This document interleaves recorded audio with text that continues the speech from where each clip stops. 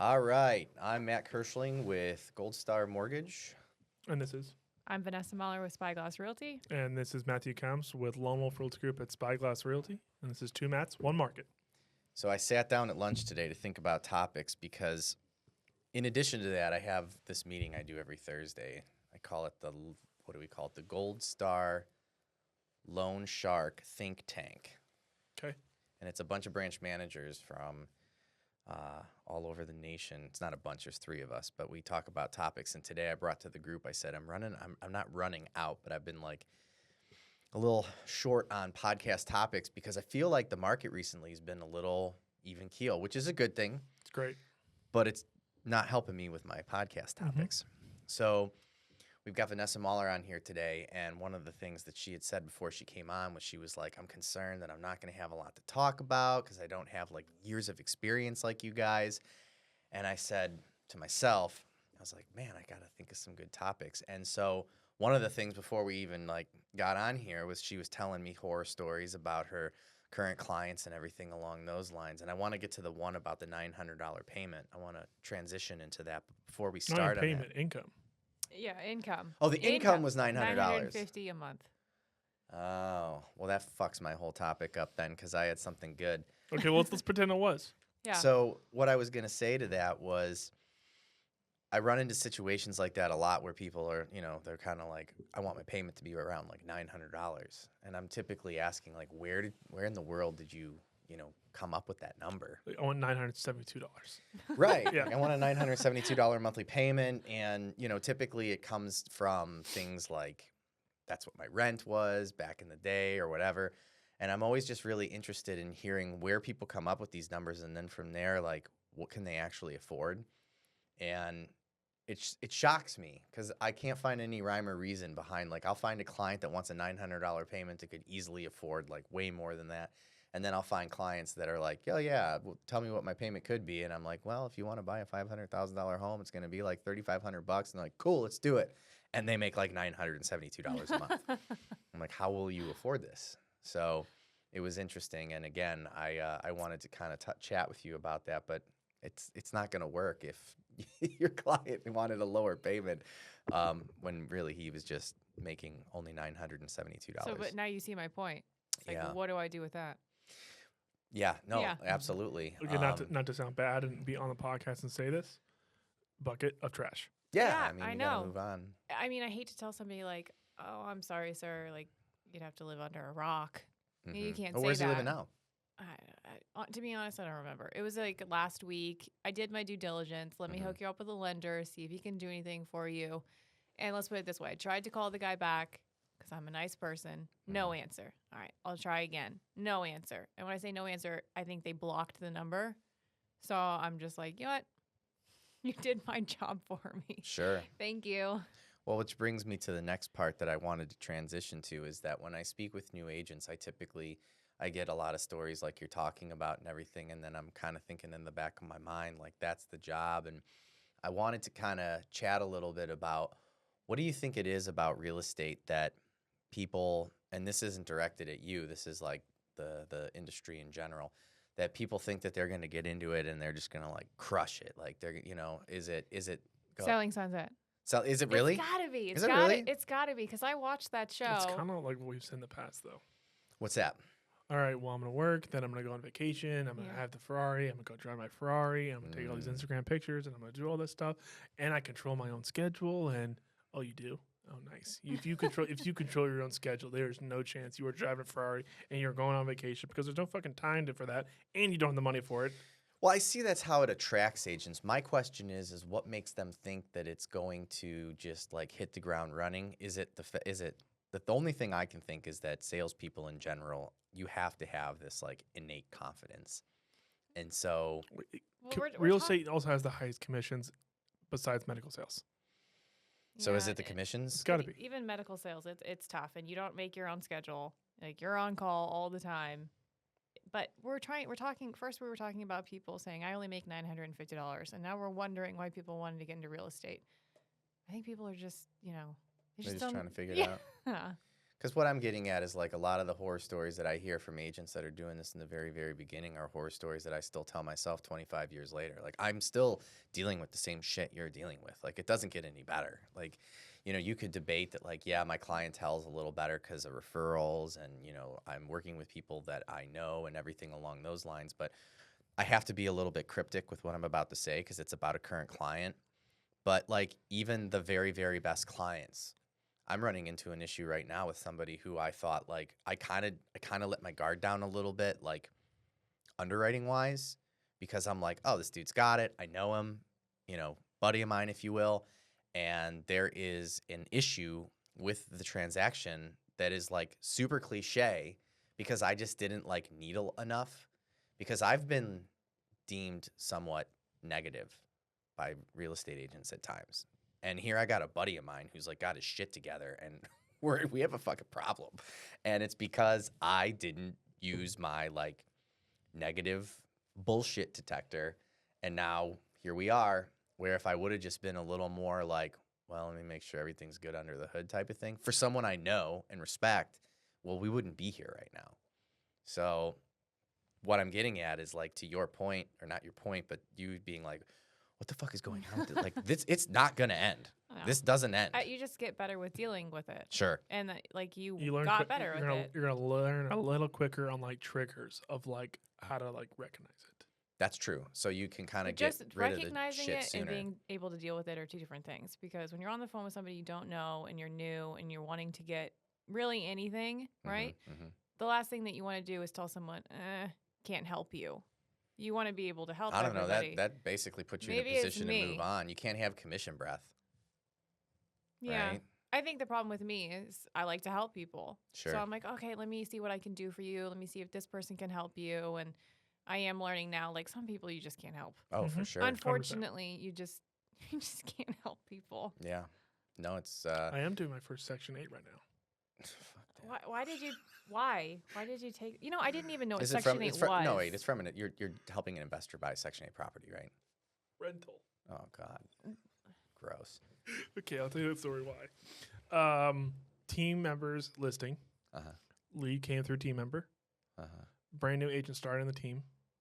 Want to get her some cash in her pocket. I got you. Mm. Yeah. Show her how hard sometimes transactions can be with paperwork and how to stay organized. Yeah. And it's a good learning curve. Mm-hmm. So then I'm basically running it. She's watching everything go through. And I'm like, I'm kind of learning some stuff too because I've never done this before. Yeah, I mean, And never will again. some extra paperwork, but I don't want to dodge the question. Why do you think new agents think that they're going to become real estate agents and crush it? I still think it's TV. I mean, I didn't think Yeah. that when I started. I knew it was going to take a lot of work. That's why a lot of people crap out. See, no, hang on. You knew it was going to take a lot of work, and you're willing to put in the work. Yeah, 100%. And you're willing to do the things, and you're going to go through the steps. So is it a possibility that that's why you felt like I'm gonna do everything I was told to do, and that is gonna put me in a position to kill it? That doesn't earlier on. It doesn't equate to that. Okay. I mean, you just never know what's going to actually happen for you in your life. But I'm not going to like cry in 6 months and be like, it's not happening for me. I'm trying really hard. Yeah. If it doesn't happen, it doesn't happen. And maybe it wasn't in the cards for me. But like, I can look back and be like, I tried my fucking hardest. And I got up every day and I put one foot in front of the other and I made those calls and I did exactly what I was supposed to do. And if it isn't for me, at least I tried. Yeah. What are some of the things you're experiencing that you didn't expect? False sense of like hope. Like I just don't understand how you think that you can own a home with $950 of income. Like what is going on in this person's mind? Yeah. I just don't understand that. Well, now you sound like me because that's mainly my. Like where's the why I have disconnect? You know what I mean? Like where did this person hear this or? Well, I mean, I can. There's a bunch of reasons. I think the main thing is that I think there's a lot of people financially that kind of go through life with more of a hands-off approach as far as responsibility is concerned when it comes to their finances, because it's very easy to not be held accountable if you never tried to be. Or if you don't know. No, it's not about not knowing. It's more along the lines of like, one of the things I've identified and I see on a regular basis is a lot of people treat the purchase of a home, if they've never purchased one, very similarly to their last biggest purchase, which is an auto. Mm-hmm. And we all know that you pretty much, there are dealerships out there that if you have a pulse and a job, they will figure out a way to get you off the lot in an automobile. And so you have people that they have no fucking idea how they got financed for a car. And so if you're relating your potential home purchase to your last purchase, it is debatable that you could say, well, I'm going to contact someone who sells homes and, I'm going to look at stuff. And if I like it, I'm going to say, can I afford it? And if I truly don't use my brain to hold myself accountable whatsoever, then if there's any repercussions as to why I can't afford the place or I need to leave or sell or foreclose, it's not really my fault. And I think there's a lot of that. I see a lot of people, because one of the questions, and maybe this is something you need to adopt in your sales pitch, when you're looking at homes and everything, I think it's important. I love using the word budget. I say, listen, we're gonna talk a little bit about things, but the last word of the sentence is, and then we're gonna talk a little bit about putting together a monthly budget. What is your monthly budget that you think is acceptable as a monthly payment? If someone says, I don't know, that's a huge red flag. I get that a lot. It's a huge But red then flag. it begs the question. I, try to help the people, get them to talk to a lender, and one, they don't answer their phone, Mhm. or they never get back to the lender. Well, they're scared. They just don't take the. We're not obligating anyone here. We're not holding a gun to anyone's head. Talk to somebody about your options, see what's out there, or you're not serious. No, you're forcing them to acknowledge the financial situation that they're currently in, which is terrifying for a lot of people, right?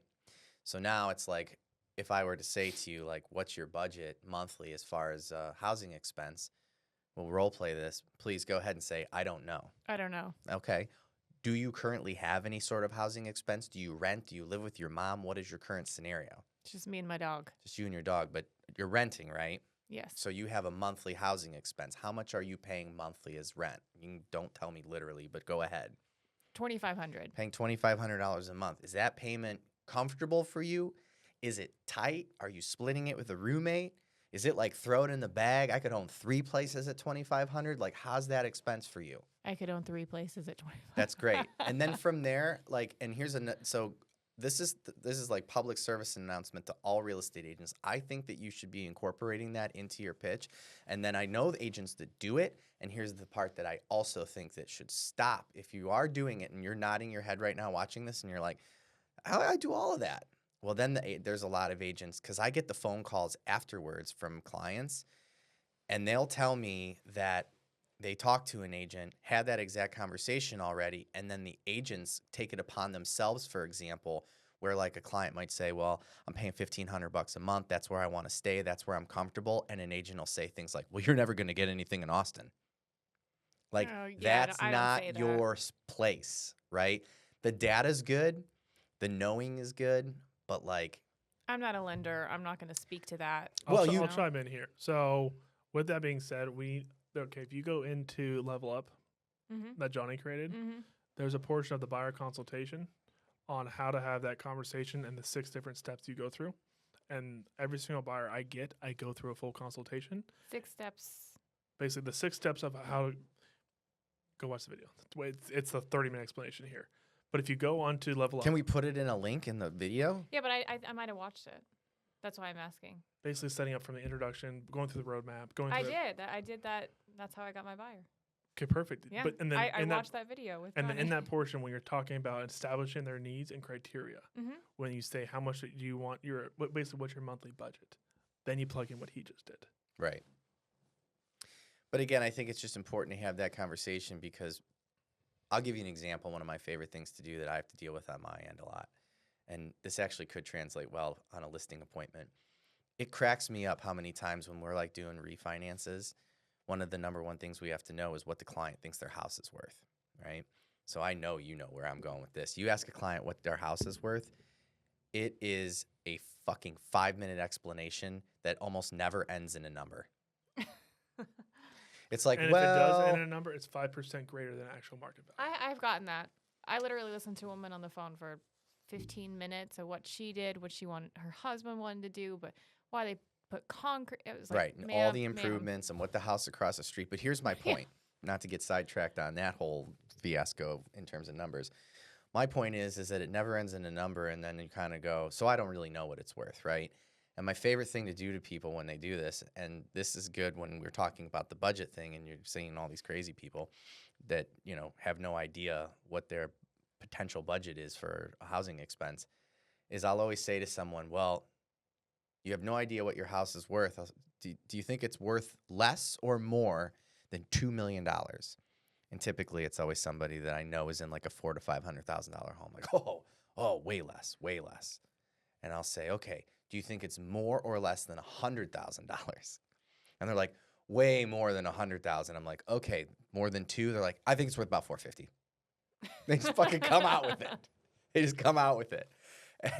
And so going back to the housing expense, when someone's like, I don't know, here's what my rent is it comfortable? Like, I love giving these like wildly high and wildly low, because finally they just kind of go, okay, this is stupid. Like, they know. So you didn't expect to see all of this like ignorance and lack of self-awareness with the people that you're talking to in terms of purchasing. Are the majority of the people that you're talking to people that don't own homes? It's a good mix. Okay. Most of the people I would say own homes, or they Okay. have in the past, and maybe they're renting again, like people I'm going to be working I'm with. going to help you there. Okay, so we're at Jimmy Mackin's thing when we were at Realty Hack, and it was just before you got here. Mhm. But, so let's just say they own a home. Well, then you're going to grab a screenshot of their Zestimate, okay, before you even have a conversation with them. So let's just say you know their home value is 500, okay, but Zestimate may be coming in at like 470, 460, okay? Take a screenshot of that. Save that into a separate file you have on your computer that's called ZMAs, okay? Once you finish up having a conversation with them, they find out like they think their home's worth 540. You're like, okay, sounds good, whatever, okay? We get through the whole conversation. We end up listing the house at 500 or 499 or 475, whatever it might be. But let's say you sell it over that ZMA, whatever the first initial like Zestimate number was. Now you're going to send a screenshot of your face with the actual sold price of what it was. Even though we're a non-disclosure state, you can notify people in your database of what things sold based off comps, and you notify them that, hey, I sold this property for $45,000 over list price or over the Zestimate price. And then they're like, oh my God, we're going to start talking to Vanessa. Look at how she did in this area. I love your sneaky moves. Yeah. There's nothing sneaky about that. I mean, That's that's just, sneaky. you know, That's it's just nothing. data. It's smart. Well, you're educating buyers on things that they want to act like they know everything about. And, you know, that goes back to, you know, what we're talking about here is that I think a lot of buyers are, you know, they're afraid of doing the wrong things, right? They're afraid of being taken advantage of. They're afraid of being faced with their own finances. The statistic I heard today that I wanted to bring to this particular episode as I was thinking of topics was, did you know that 54% of Gen Zers still live at home with their parents? That's a lot. So we talk about like getting away from renting, you know, and the importance of buying, and that's a topic that we cover a lot. Well, Gen Z is what age right now? Thank you. I have no idea either. So Gen Z is anyone, I believe, that was born from like 95 until like 2005. Like Okay. y'all are, so I'm on the edge of millennial. I'm almost Gen Z then. yes, Okay. correct. Not Ba- crazy. When were you born? 95. What? Do you know when I was born? Uh-uh. Take a guess. 92, 89. 89, Really? Yeah. 84. Old. Okay. What generation am I then? You're millennial. You're a millennial, yeah. Mm. But the point I'm trying to make is like, if you're a Gen Zer, you're of age to like have an apartment, and 54% of them still live with their parents. And I know what the comments are going to be. It's like, well, we can't afford to buy a home. You know, the fucking economy sucks. Everybody's ruined it for everybody. That doesn't mean you can't rent, right? And so I guess what I'm getting at is that when I think about that, it makes me wonder if like, and so they say that Gen Z is like real. This whole thing was basically about like raising children. This like little psychology thing that I was listening to was a podcast, and they were talking about how we just are raising like softer and softer, like human beings, Facts. right? Yeah, I agree. And moving out of the house is like so terrifying, and buying a home is terrifying, and renting is even, it's scary also. Yeah, but it's also a cultural thing. Sure. In Mexico, people, their children live with them until their children are, 25, 26, Mhm. which I didn't know until I lived there and met people and they told me that. And they thought it was crazy that I moved out at 17. Yeah, they talked about that, and they talked about the differences is that in the U.S. we allow our children to live at home and like play video games and not pay rent and not help out around the house, where in Hispanic cultures, like you make mention of, there is a lot of contributing. You're watching kids, Yeah. you're helping pay for the It's a big mortgage. difference. You Yeah. Long story short, Americans are little bitches. well, not all I of would them. say I would say that. Yeah, but my parents were like, "Get the hell out." But I guess what I'm getting at is, as real estate agents and having those conversations, and again, I wanted to touch on topics that we could get you involved in, because you're talking to a lot of people. Do you run into issues? How many of your clients have you connected with that? And I honestly don't know the answer to this. That literally that live with their parents, and maybe that is their like, because we've been saying this for a year now. Like, if you rent and don't own a home, like, come at me as far as a debate as to why you should own a home. Because in my opinion, there's only two reasons why you wouldn't buy, and that's number one, if you literally can't. I mean, it can't help you there. And the other one is if you live at home rent-free with your parents. Mm-hmm. Mm-hmm. And then when I heard that statistic, I was like, motherfuckers, like, there's a lot of you out there, huh? And I can't debate that. If you live at home rent-free with your parents, like, Oh my God. Could you imagine that as a mailer? what's that? I know you live at home with your mom and dad. So it's not directed to Mr. and Mrs. Smith. Right. Hey, Mr. Smith Jr. This is directed to you, Mr. and Mrs. Smith. Please do not open. Yeah, how do we do that? Those of you that are in marketing and things like that, Title always claims they have all this data. I want data of all of the Gen Zers that are currently at home, and I want to send them a mailer like, move out of your mom and dad's house, pussy. Stop being a little bitch. Yeah, stop being a little bitch. Act like an adult and get out and do something with your life. Hashtag Xbox sucks. Right, right. I mean, do you guys have those conversations with people that live at home with mom and dad, or do That you not was the see a lot of that? $950 income person. The first thing Okay. they told me is I live at home with my parents. Yeah, yeah. What about, and here's something that we haven't talked about on Two Mats One Market, but I've been seeing a little bit more of it. What about like bros that buy a home together, or like Sold one. okay, I've done one. One of our clients actually Okay. in Round Rock. Yeah, Bought yeah. in Lakeway. Okay, so home I had listed. They were buying a home in Lakeway. This is like two dudes that are buddies that buy a home together. No, and three live in- dudes. 3 dudes. Like, They all went on did the they mortgage? live together? Yeah. Yeah, Okay. 3 dudes, bros, live together. And guess what they do for a living? Play video games. Hell yeah. What? How do you make money doing that? Nah, there's money in it, man. they- I would don't quit your day job. Twitch.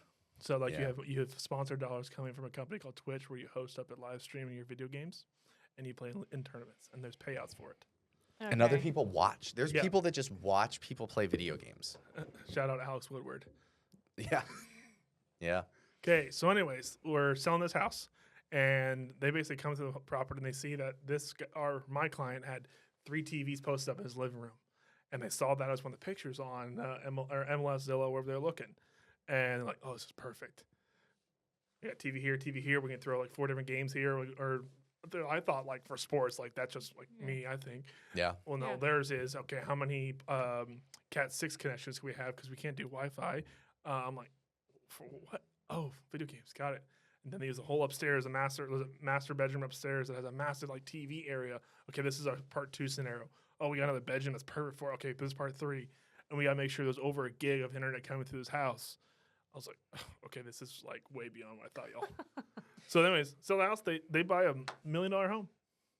They can afford $1 million home from All playing 3 video. bros. All 3 bros. Plenty of space. And then I think about it like, you don't have to love the first home that you live in. You just got to like get in the game. You've got to accumulate a little bit of equity, and then, you could either rent the property out, or Obviously, anyone who's doing that, I would encourage them to consult a real estate attorney on top of, doing the closings and stuff just to figure out what happens when someone wants to pull out. But I think it's a great, I think it's a great thing if, you're thinking, I just can't afford and I want to. It's like go in and then you can get the property that you want, because that's the other obstacle we see a lot of is people don't want to give up their lifestyle. They want to live off South Lamar, but they don't want to, they don't want to move to the suburbs. The hardest part is timing 3 bros ending up meeting Chica, and then Chica moves in saying, and then girl says basically, when are you kicking the 2 buddies out? Mm-hmm. Yeah. Sorry, they're untitled. Yeah. Well, wait a minute. We're saying that these 3 video game players are bringing girls back to their house. Wait till That's a stretch. I'm letting you know. Wait till you see the personalities. Burn. So I've got another one that I wanted to bring up because this got brought up in my meeting. This one's more geared towards Matt, but Vanessa, you'll be able to get involved in this one. They were talking about how they were having a lot of conversations with real estate agents, and they've been seeing a lot more disloyalty from clients recently than they normally did when they're running buyers and everything along those lines. What do you 100%. That's why I have to enforce the loyalty up front. Mm-hmm. So that's what do you think the reason for that is? Why do you think there's in less loyal clients? In our lawsuit, getting public exposure. Well, forgive me. I'm talking about on the buy side. So you meet a buyer and you're telling me that so buyers are more in tune to like Okay, you're not use multiple agents because of the NAR lawsuit? Yep. All right. You probably don't even know where I'm going with this, do you? I don't. I'm ready. Okay. Give it to me. So there's a conversation of MLS agents, buyer's agents are still being paid commission on MLS as of right now. Mhm. Stated on the MLS. Maybe there's a thought, they're already getting paid. In the future, they're not. Let's just see how many the best options we possibly have. I'm not going to commit to one. Whoever proves himself the best, who identifies the property. And basically off NAR, we're not going to pay. We're going to basically pay our buyer's agent in the future. Let's have access to as many as we possibly can who's going to have the best potential opportunity for all these different properties. Because I don't know, me as a consumer, I don't know that this MLS agent and this MLS agent have the same exact access, even though I might. But maybe they have different access to different off-market properties. Maybe they might. So I'm not going to be loyal to any of them because I want the best opportunity because that seller is still paying them. Mm-hmm. So it's not from me. Once I have to actually commit to an agent and it's a thought or I'm paying for it, or maybe it comes out of seller proceeds out of seller pay or concessions or whatever it might be, and we have to negotiate that way. Maybe I'm like talking way over their head and they're not there yet, but that's where I'm at with it. Well, and you know me. I mean, I've been trying to do. Well, I have been doing sales trainings for getting exclusive buyers agreements signed. Trying to help agents and talk about the importance of that. And I've been short of like laughed out of rooms about it. And now it's so funny watching it become something that's like super duper important. I'll give you the credit for that on not to boast, but where my successes come from is I can track pipeline that way now. For sure. So like once Matt kind of started coaching me on that standpoint, where it's like, okay, pipeline here, I have X amount of closing. How many do I have for future for recording this in late February, almost March? Okay, how much do I have for spring less and what's going to my summer? Well, good portion. I have 27 buyer reps signed right now. So in that standpoint, it's like, okay, so I know I'm going to be covered up probably about till fall. But I'm going to keep that where it's spilled over. I have over 20 at all times. If I close them all, fantastic. That's a shitload of money. But if I can keep putting it where it's like 20 or above, and we keep getting at 20, and we keep going throughout, I'm never going to put myself in a scenario where pipeline's dry, and I keep riding the wave out. Yeah, and it's trackable, and more important. I mean, the thing for us, and this is what kind of got me going with it. I started this about 6 years ago. Was as a lender, one of the number one thing we track is credit reports. How many credit reports do we pull, right?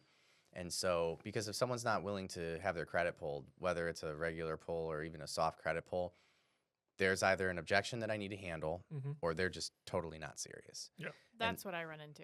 Right. That most of the time. Well, what's your credit score? I have no idea. You have 3 children. You don't have any idea what your credit score may be. No, you're doing it wrong. Now, Is it 800? They were going to say no. Is it 400? They might say maybe. No, they won't. They'll be like, it's definitely above a 400. There's free apps. Is it better than 6? Yeah, you'll get it out of them. You'll get it out of them. See, look at all the training that we do on this podcast. But going back to exclusive buyers agreements, the credit score or the credit report is how we track everything. And I started to recognize that real estate agents didn't really have a metric to track like the seriousness of the clients. And I watch agents who think they've got like 10, 20, 30 buyers, and then they don't close any business. And I'm like, how could this be? And then you see all the pissed off agents that are like, had a buyer and then they went and closed with this other agent, like we're not friends anymore type of thing, or whatever those memes and jokes are. Mhm. And I just thought, God, this is so ridiculous. Like, if you start having that difficult conversation up front, like, hey, I'm going to be your real estate agent. Here's what I'm going to do for you. Here's all of my value. Here's why you want to work with me. Here's what I have to offer. And you're going to agree to be my agent for the next however many months you want to put at it. They're either going to be like, no problem, absolutely. Or they're going to be like, yeah, I don't know if I feel comfortable committing to that. And then you have to say, why? Okay, this is crazy. Why? I asked someone that we hung out with last night Okay. how many buyer consultations he's gone on in his life. Yeah, I know we talked about. Yeah. Okay, more for public exposure scenario. Mm-hmm. He said, "What's that?" Right. What? And he's been doing this for 25 years. And he goes, and then so I had to basically teach him yesterday how to go through a whole buyer consultation. And then I asked our sales director this morning, and I'm like, okay, what % of agents actually do buyer consultations? He says, maybe 15. And that blew me away. Well, this is how Wow. you guys get a bad rap, by the way. I mean, it just muddies the waters in the business. And Oh, he's calling me right now. you know, you've got agents that, you know, I went to like a sales seminar a few years ago up in Dallas, and one of the things that really resonated with me, because I felt this way a little bit, was, you know, they were talking about systems, tracking, kind of some of the things that we just covered right now. And they're like, if you're not doing any of this and you feel like you're successful, and even maybe you don't feel it, maybe you are, maybe you can, you know, look at, you're getting accolades from whatever brokerage you're working for and whatnot. Like, a lot of your success could genuinely be either luck or you're just like overworking. Right. And then it really resonated with me, because I was like, man, I think a lot of the shit that I've been pulling off, you know, is maybe just because I just get lucky. And of course, I could argue that I get lucky because I work really hard and I'm in front of a lot of potential clients. But what if I could do it better? You know, Mhm. and that's, again, going back to like that buyer's consultation, going back to getting these exclusive buyer's representation agreements. And again, the part that I just love talking about and laughing about, because again, I've been pushing this on agents. It's looking like there's a possibility it might be something that you're required to get a signature on now. And imagine being the agent that has been doing this for a while, kind of has their whole thing down, not like a consultation, but like how they show properties when they don't really care about buyer rep or IBS. Mhm. Okay, so the IBS has to be signed Mhm. legally, okay, Mhm, or mhm. has to be viewed and then initialed. Can you let us know what IBS is for all of the people who are Information about brokerage services. Mhm. Basically states a broker, what a broker is, what a sales agent is. Right? Big portion is talks about what intermediary is. Yeah, a lot of terms. Yeah. Okay. Where was I going with that? Oh, so you have all that stuff, right? Mhm. He's never ever had a buyer reputation even signed that goes in the back end on a contract. It's dangerous, It is Never- dangerous. He's never represented a client on contract, right? which I was even more blown away because of compliance. Sure. So then that made me understand, okay, so if all these agents, and maybe he's not the only one doing this, and there's multiple agents that are like Oh, this, I'm sure there's tons of people that aren't doing and it. you're going through your entire business without having any brokerage documentation being signed, besides the fact that there's your name on a 1 to 4 family or a condo contract, and it states how much you're getting paid. Yeah. That's terrifying. You know what's funny to me, though, is that when I would do these presentations and I would have agents that would really look at me like I was crazy, the thing that was interesting to me is when I would ask, like, what's the problem? Like, why would you have an issue doing this? It cracks me up because it reminds me of just human beings in general, as to how we talked about this when I was driving in the car. I used to hate doing any kind of role playing sales wise.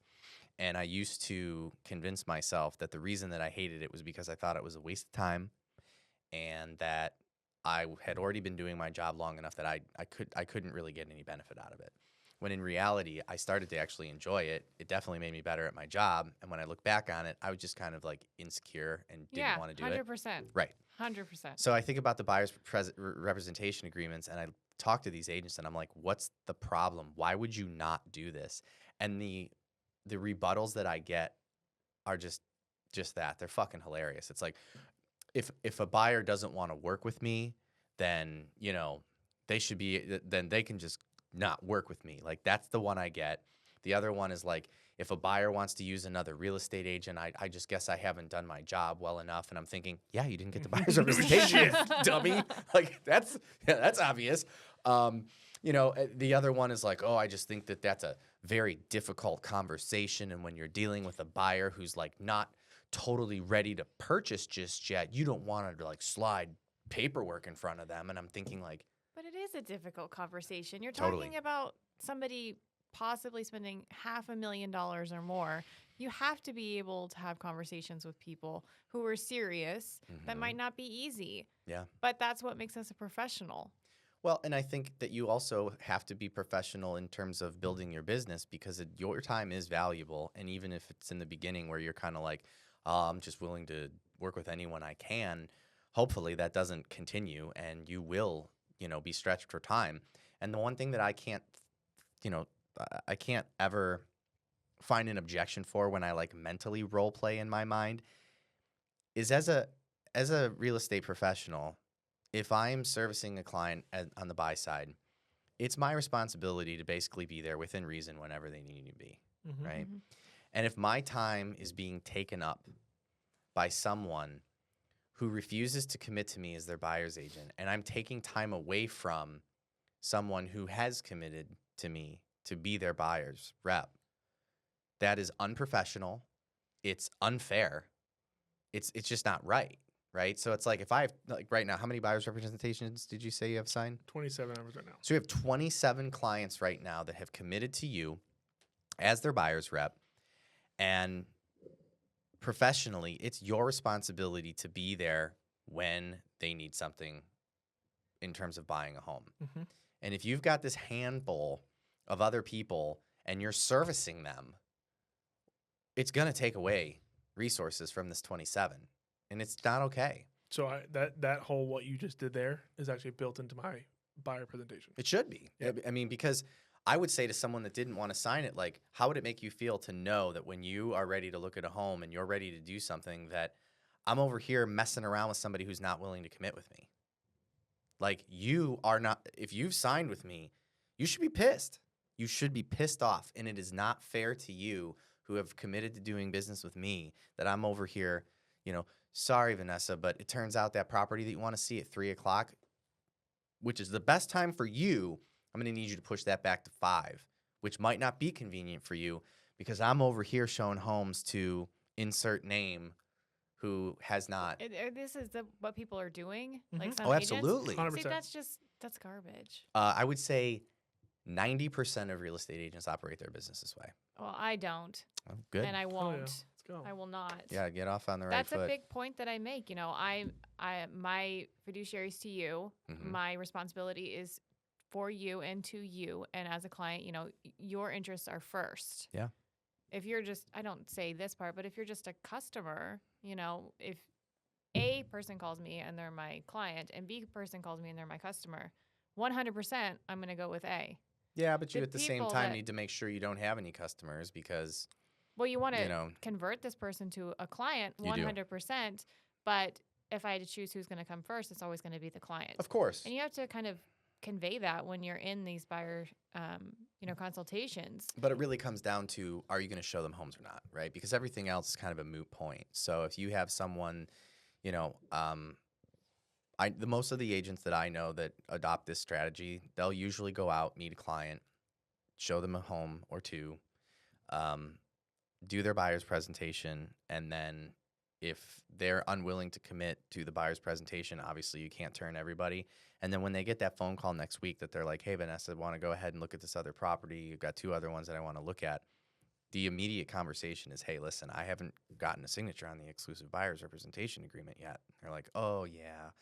Yeah, I just don't feel comfortable seeing that. But I'm really, they're always really, really interested in this home. I really want to see it. I think I'm going to write an offer. The answer has to be, listen, I can't, you've met them. You've run them to properties already. Like, this is, you could relate it to dating, right? Like, you have to have boundaries. So I can say this confidently because every client I've worked with knows this too. I will not show more than one property without a buyer rep. I Wow. 100% agree. That's good. I mean, good. this is a business.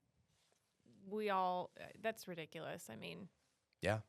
I would agree, but I'm here to tell you that 90% of agents, and when I was having these conversations 3 or 4 years ago, I mean, I legitimately I had even team.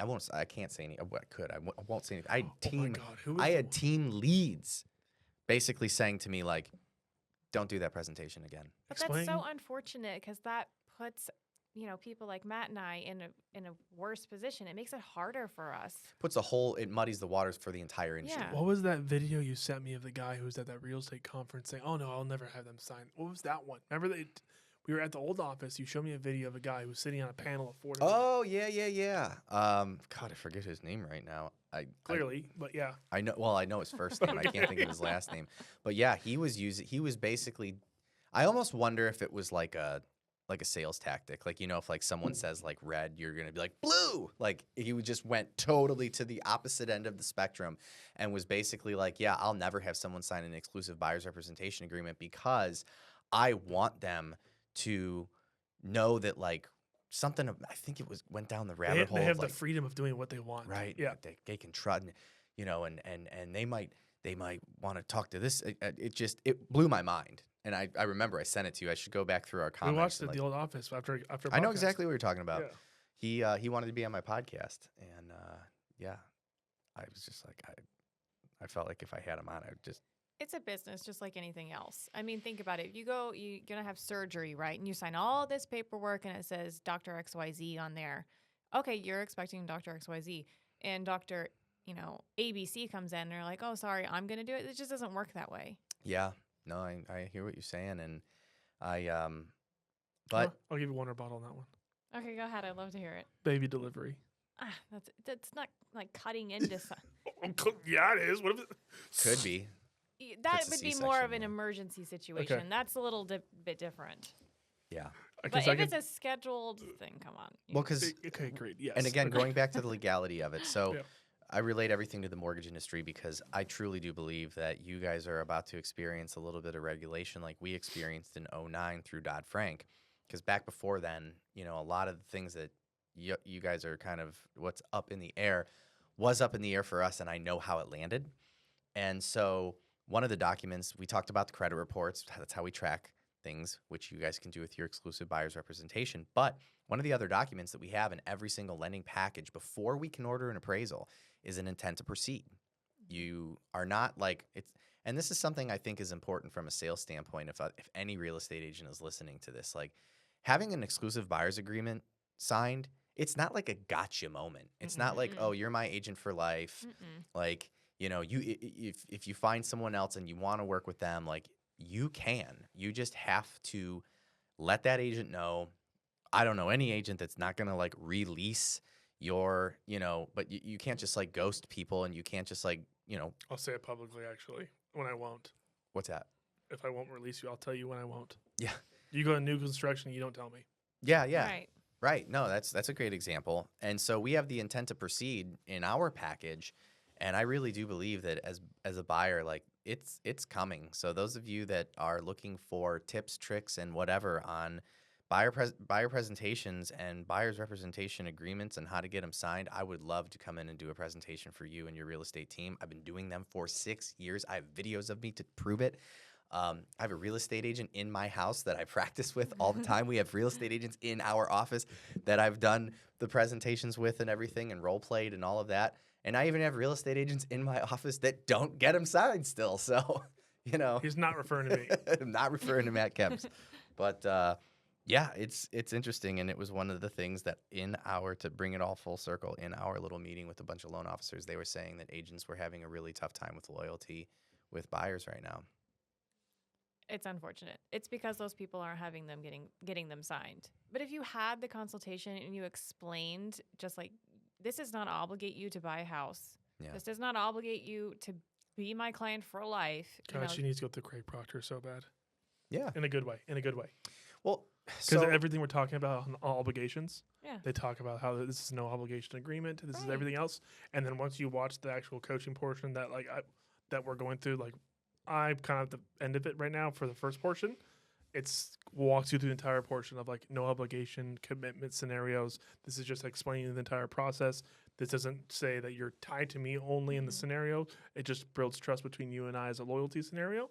And if you want to go a different direction somewhere else, we need to have that conversation. But as of right now, I am your go-to resource. Right. And that's how I explain it. You know, I say I'm going to explain the exclusivity during this contract. You know, if you want to see a house, you're coming to me and I'm going to show it to you. If I'm showing you houses, I'm going to be the one writing the offer. Sure.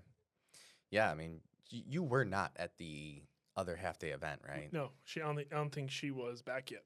Or were you in Mexico? When were you in Mexico? I came back at the end of October. Okay, so yeah, then you go to the next one on the 24th. We mentioned it on our last podcast, but yeah, you'll definitely need to be there. And it's April. I'll get you an invite. April Perfect. 24th. I get an in. You got to be there. Any other obstacles that you're experiencing that you didn't expect as a newer agent? I think I didn't know what really to expect, except I knew I was going to have to do a lot of work and be open-minded and listen to people and put myself out there, which is difficult for me, but I have been doing it. I mean, look, I'm on a podcast. I never thought in a million years I would ever, one, be invited to one, or two, actually say yes. Right. But it's just all about having an open mind, working hard, listening to the people that have been successful, that have done it longer than you. I've read a lot of books. You know, don't reinvent the wheel. You want to stand on the shoulders of those that came before you try to just create a new path when you already don't know what you're doing. Sure. And that's just what I've been doing. And so far, I'm loving it. It's hard. It's a lot of work. I make time for myself, you know, to go outside for an hour and do Sudoku or something to clear my brain, and then I'm back at it. The thing is if you don't want it, you're never going to have it. Totally. You can't come into real estate thinking, I'm going to drive a Ferrari in a month and not do anything. That's just... You'd be shocked at the amount of people who think they will. That's just crazy. Of course, I would love to drive a Ferrari. Who wouldn't? Whether you're in Have real you ever estate or driven a not. Ferrari? I have not. Have you ever been in one? I have. I've never been in one or driven one, but I've seen them. I like them. I've been in a Lambo too, and Yeah. they're very uncomfortable. Not comfortable cars. I've never been in any supercar other than, I guess, like those Corvettes that are real fancy are considered. I got the coolest car stories. Yeah?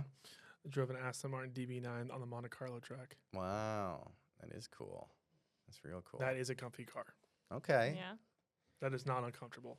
A Lambo is not comfortable. The one I was in was not comfortable. Did you go real fast in it? Well, real fast in Houston. Real fast. Right downtown. Like that. Near the Beltway. What else do we have to cover, guys? I mean, Let's backtrack a little bit to the buyer representation agreement. oh yeah. More if you're an agent watching this. This is something I teach our team, and I'll just throw it out there if you're willing to actually execute and do it. We've talked about this on the podcast before, but there's an app by the name of Home, H-O-M. And all my clients who actually end up signing the buyer representation with me get exclusive access to that, and I create an account for them. So at one point, we can go through a whole demo on here. I'll just provide a screen recording on our podcast. But basically, it has this feature called TCO. TCO stands for True Cost of Ownership. And what that actually means is basically, let's just say, for example, I'm going to pretend Vanessa is going to be the buyer. Okay? How much am I going to buy for? Let's just say you're trying to put $250,000 down. Perfect. Okay. Well, based off a $250,000 down payment, most likely, depending on the price we're looking at, we're not going to be exceeding jumbo, most likely. Well, and she's not going to be less than 20% where a PMI scenario would come through. So it's actually going to calculate that for you in the app, and then it's going to add your utility costs for each property. So when you're on the search feature of the app, let's just pretend like you're on Zillow-like scenario, but you're on Home. Top right corner, it's going to say list price, and then it's going to say TCO. It's a little toggle you can click between. So you can between looking at list prices or what it actually costs to live there based off your purchase profile. So each of my clients actually gets access to this. So going back to the agent side of things, giving your clients exclusive access to something else that they could have, but they don't have since they're not your client. Now, every single one of my clients is absolutely raving about this, loves this. They get pre-approved with Matt. There's an understanding of how much money they're going to put down. They understand what type of loan type they're going to do. They insert all their information into the purchasing profile within their app. And now we're only looking at homes based off the budget we've already discussed. Let's say Matt tells them that their max scenario of out-of-pocket is $6,000.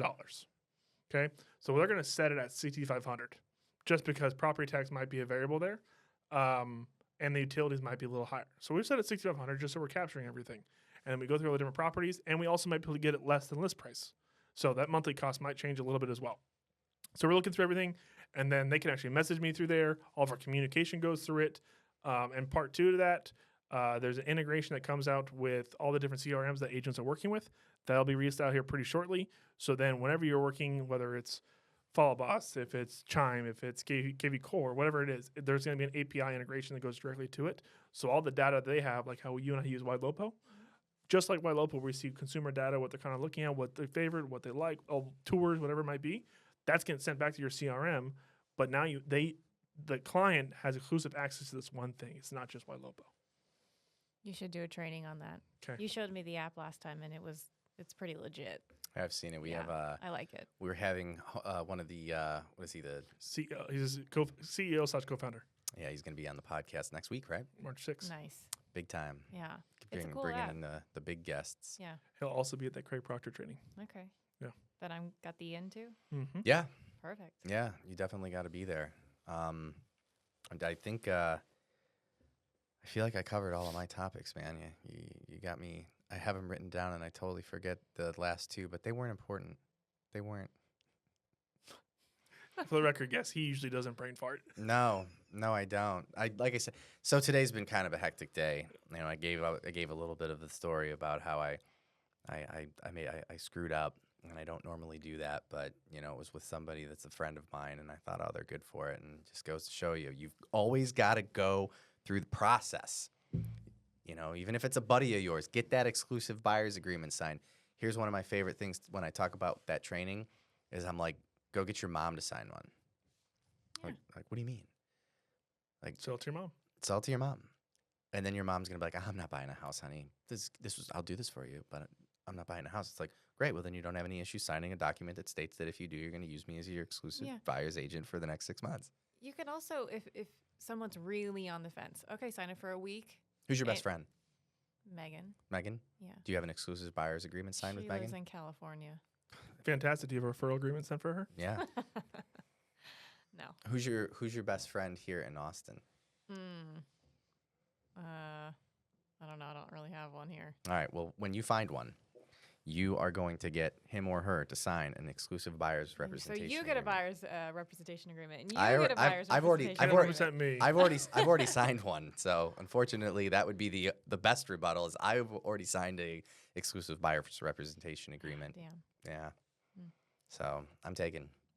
But they're out there. There's lots of single people Yeah. that Apparently. don't have buyer's representation, and they could be your buyers. Could be. And even when they're like, I'm not going to buy in the next 6 months, it's totally never going to happen. You're like, great, then you have nothing. You Nothing literally to have worry nothing to about. worry about. Let me go through my presentation, right? Mhm. So here's my homework. Today's Thursday, the 29th of February. How many exclusive buyer's representation agreements do you think you can get signed for the entire month of March? Whether they are buyers that claim they're going to buy in the next 6 months or not. We'll have a contest too. This is not fair. No. I'll set a line at my number, like a Vegas line, okay? So like you're gonna set yourself a line. Let's say I'm gonna throw a number. Let's say it's 5. Okay? I'm gonna throw out 15. Oh. Whoever's Oh, closest. so I get a handicap because Basically, yeah, it's like But golf. See, it's yeah, like yeah. bowling. See, but I'm playing to see, but I think you're doing it wrong because you don't have as much time as a seasoned agent as she does to run these buyer's representation agreements, right? And so I just want to make sure. I disagree. I just want to make sure that there's no confusion in the fact that this is just the number of buyer's representation agreements signed, which is going to give you more experience and practice on doing your buyer's representation presentation. Where Matt, I feel like, is probably going to actually get like way more real ones, if you will. You No. could. yeah, but okay, I'm not gonna go out there and call up my friend who I know is never gonna buy a house. Why not? Because she lives in a house. That's wasting my time. I Right disagree. now, I disagree. I disagree completely. That's it. there's That other is things your that I- role play practice scenario. How many? And here's what you're going to find very interesting in this activity. I will bet you that let's say you did one every day. There's 31 days in March, right? So if you did 31 buyer's representation agreements, I promise you that one of those 31 people will literally go, you know what? You kind of got me thinking about it. Maybe I am considering buying a home. Or one of those 31 people are going to have a conversation about how they did this buyer's representation agreement presentation with them because they just wanted to help you out. And they're going to tell a friend or family member who's going to end up buying a home with you. Okay, that goes to part 2. This is another coaching thing. That actually Mackin created this too. How to make $100,000 in 90 days. I can show you it. Okay. So I would. This is why people think they can buy Ferraris when they start in real estate. Well, They read one book and they're like, I can do that. Let's do it. most It's a people, fuck ton of most work. people aren't going to do the What you things need. what you need. They to read do, it, but they don't do it. Yeah, but I And think this isn't a read thing. This is like a do thing. Well, I'm just Yeah. saying. I think you could at the very least do 10 in the month of March. And if you're doing your buyer's representation and presentation correctly, That's why I say consultation. that's 10 hours out of your month.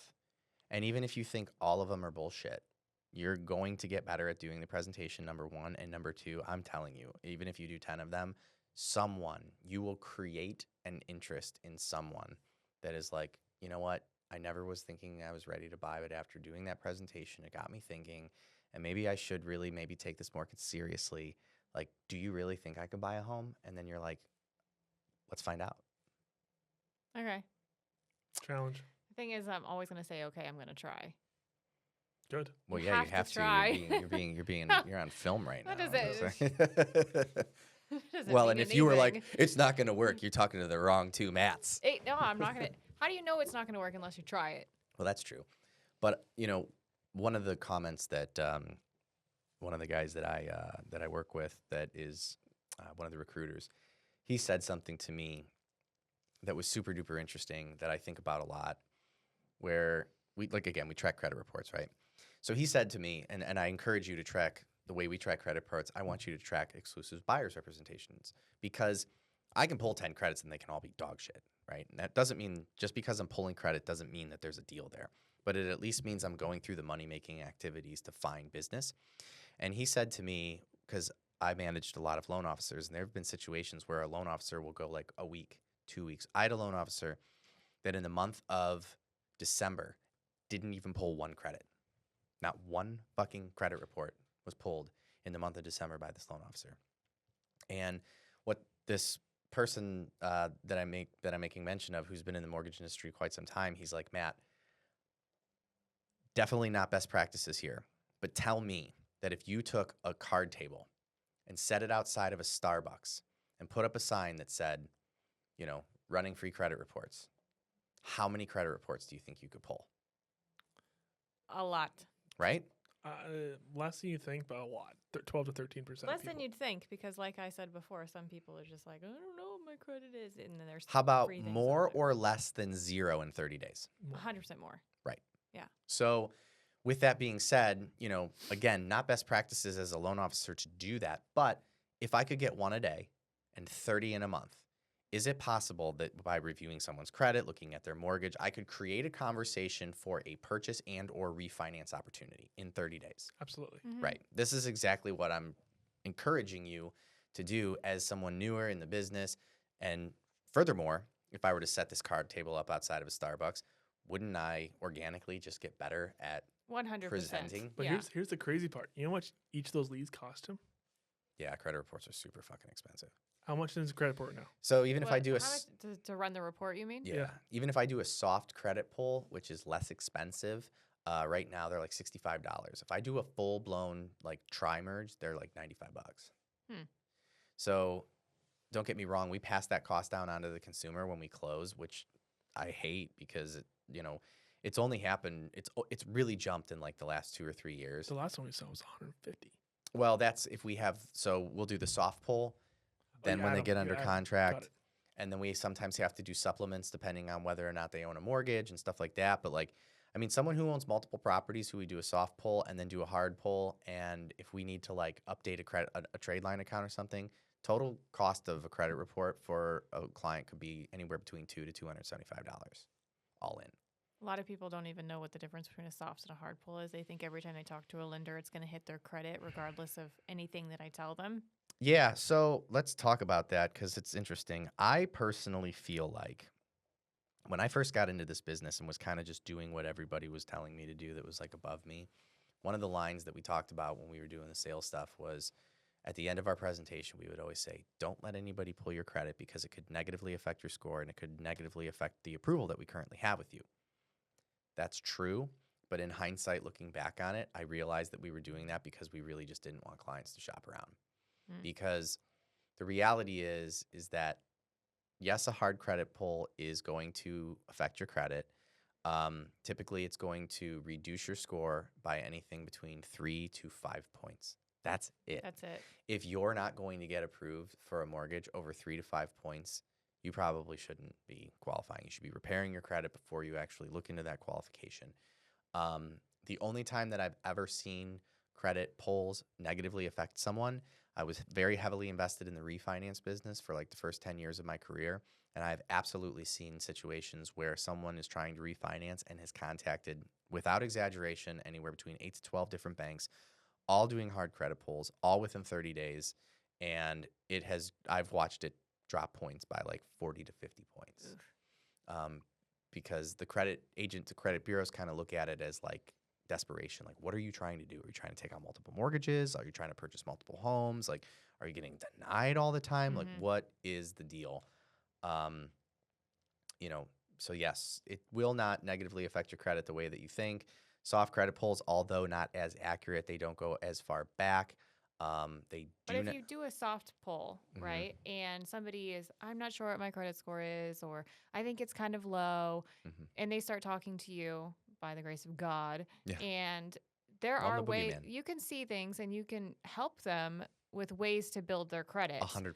That's really important because a lot of people don't understand that you can actually help them, like give them do this or do that, and give them things to do. So and it's really precise too. Yeah, and then it can build up and they can have better credit.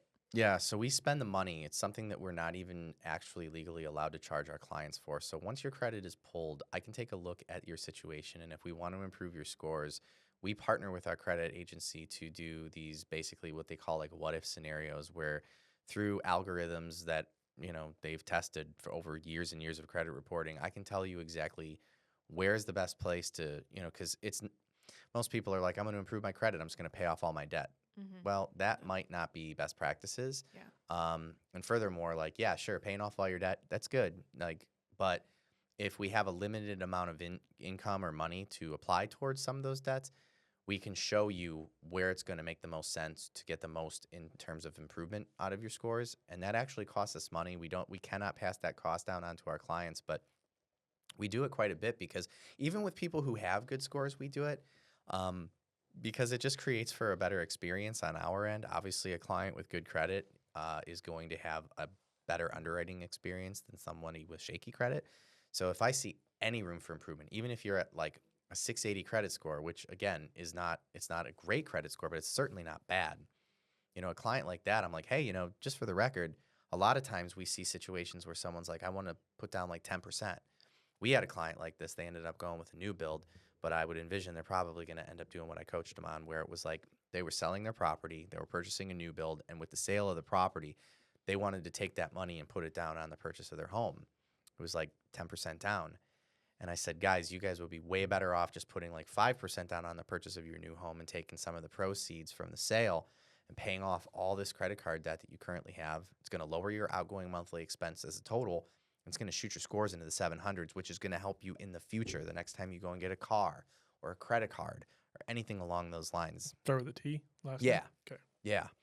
So it was just her birthday. Well, happy birthday, person whose name ends in a T. Yes. They haven't closed yet. Yeah, they were great. I hate when I lose clients like that too, but that's the business. I mean, these builders, they got that locked in. They got a assumable loan. Yeah. Yeah. I'm about to sell it. There you go. 2.99. Yeah. Let me vet out the buyers. You got it. So yes, thank you for bringing that up. Getting your credit pulled is not going to negatively affect your score. And truthfully, I find that most people, back relating it to the exclusive buyer's representation agreement, it usually is, it's an excuse that is because of another issue that they don't want to talk about. And I usually end up finding out what it is. And Dig deep. yeah. And you know what's the irony is like 80% of the time, it's not an issue. It's just something they thought was an issue and they were concerned about it, and it's not even a problem. And then, yes, 20% of the time we find out what the issue is, and then it's like, oh, well, you're fucked for now, and maybe we can fix it. You know, Well, you know, you were right. You're right. You can't buy a home. You know, but yeah, point is talk to a lender. Point. yeah, I think so, and yeah, and then obviously, in addition to just talking to a lender, I think it's super important that you're talking to a lender that has a relationship with your real estate agent. I mean, that's another statistic that blows my mind. There's so many agents out there that do not have a I would love if every agent worked with me. Every one of you in the planet, call me. But it doesn't have to be me if you have someone that you know and you like and you trust. I'm very surprised at the amount of agents out there that are just operating their business all willy-nilly, just utilizing whatever approval letter comes across their desk. And you want to talk about having success in a career based on luck?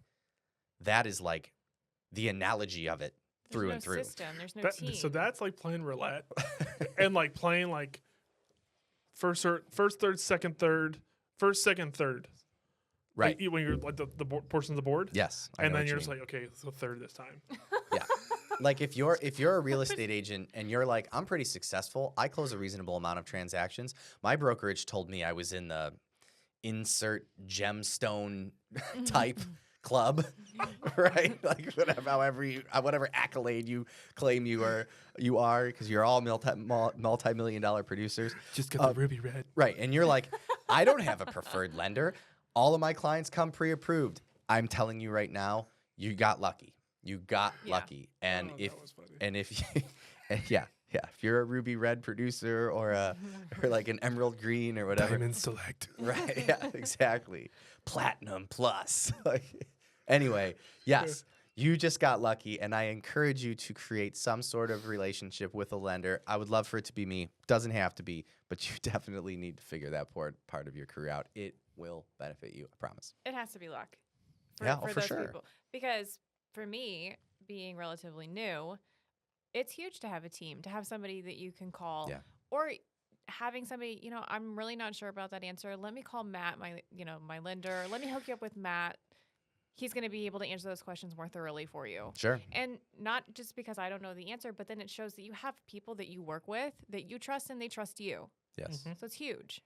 Yeah, I think there's a lot of power in being, what is it?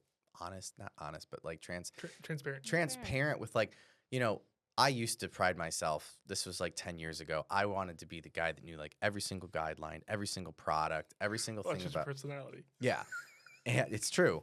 But I got to the point in my career where it was like, I can't constantly know everything about being a loan officer. And I think there's like power in saying to someone like, you know what? I don't know. Let me get in contact with someone who does, and I'll get back to you. It makes you more real, Yeah, like a human being. correct.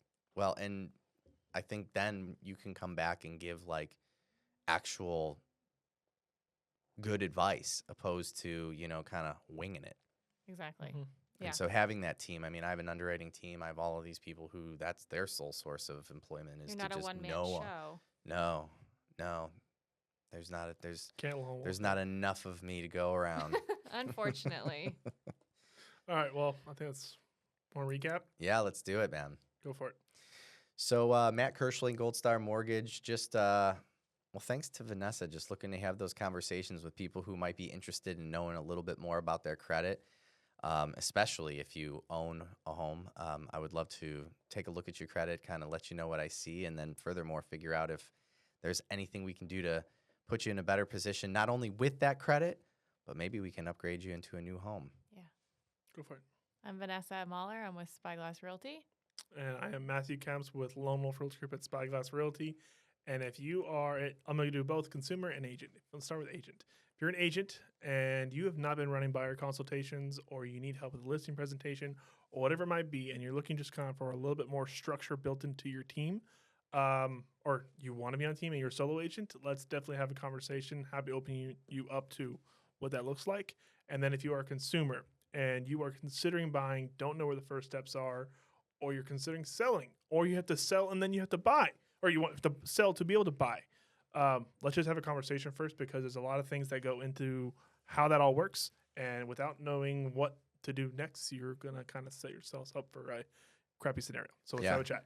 You don't want to have a bad time. All right. Thank All you. right, guys. Thank you.